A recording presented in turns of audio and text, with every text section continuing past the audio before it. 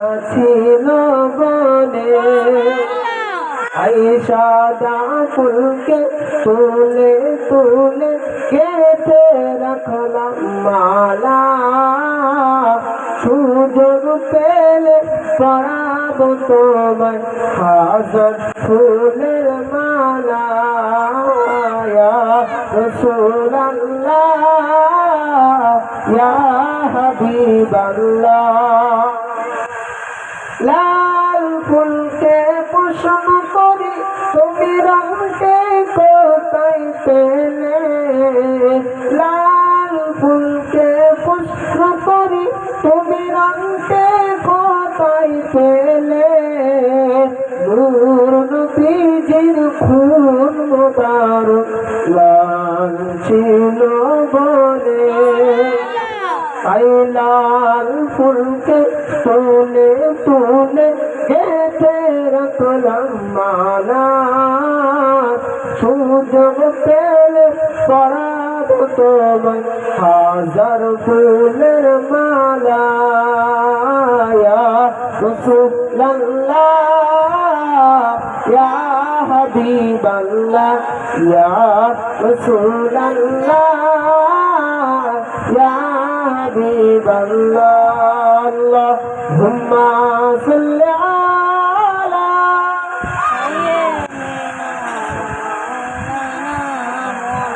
ওয়া আলা আলি সাইয়্যিদিনা মাওলানা মুহাম্মদ। সম্মানিত হাজির, যে কথা বলছিলাম সময় হয়ে এসে, আজানের সময় হয়েছে, ছোট্ট একটি ঘটনা বলে শেষ করে দিল।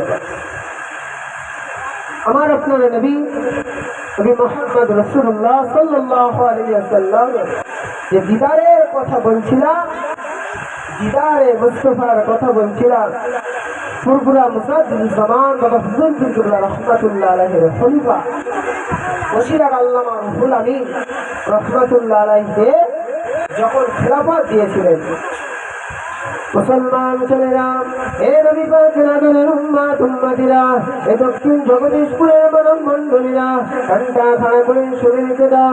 আমার ফুরফুরা মুজাদ্দিদ জামান বাবা হুজুর পীর কিবলা রাহমাতুল্লাহ আলাইহি খলিফা বশিরার আল্লামা রুহুল আমিন রাহমাতুল্লাহ আলাইহি হুজুরকে যখন খেলাফত দিলেন, হুজুর মানুষদেরকে সবর দিতে লাগলেন, মানুষদেরকে আমল দিতে লাগলেন। এমন সময় মানুষেরা জিজ্ঞাসা করেছিলেন, ও মাওলানা রুহুল আমিন, ও মাওলানা রুহুল আমিন, বলো বলো বলো, আমার আপনার নবীর দিদার পাওয়া যাবে কেমন আমলে, কি আমল করলে নবীর দিদারটা নসিব হবে, কি আমল করলে নবীর দিদারটা লাভ হবে। এমন সময় বশিরাটের আল্লামা রুহুল আমিন রাহমাতুল্লাহ আলাইহি বলেছিলেন, এ বাংলার মানুষেরা শোনো শোনো শোনো, আমি রুহুল আমিন জানিয়ে দিলাম, তোমরা বৃহস্পতিবার রাতে জুমার রাতে বৃহস্পতিবার রাতে জুমার রাতে তোমরা বৃহস্পতিবার ঈশার নামাজটা আদায় করে নেবে। মন দিয়ে শোনেন বাবা, এটা আমল আপনাদেরকে দিয়ে গেলাম।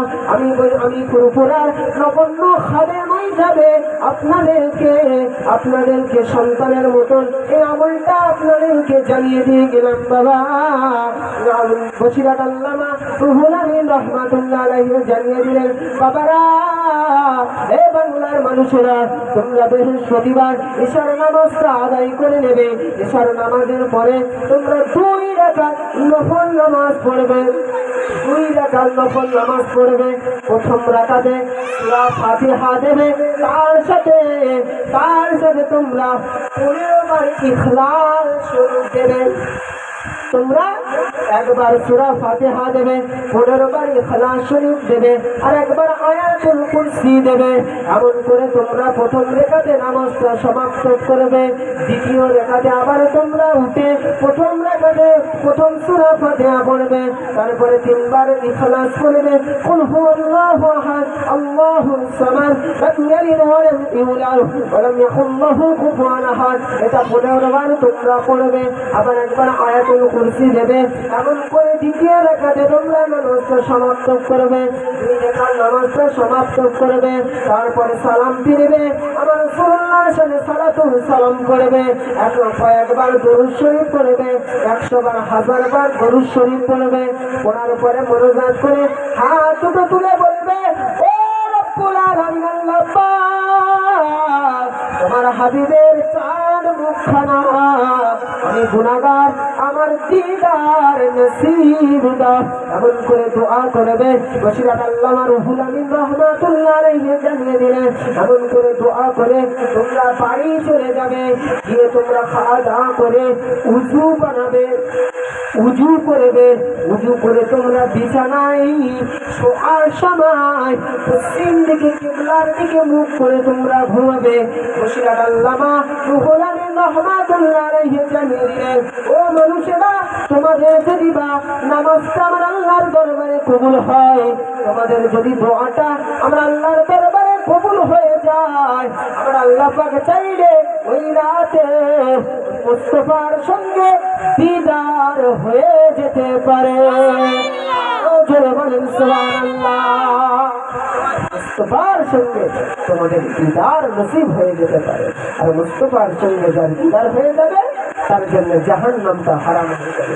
সম্মানিত হাজিরিন, আল্লাহ পাক আমাদেরকে যতটুকু বলালো, যতটুকু শোনালো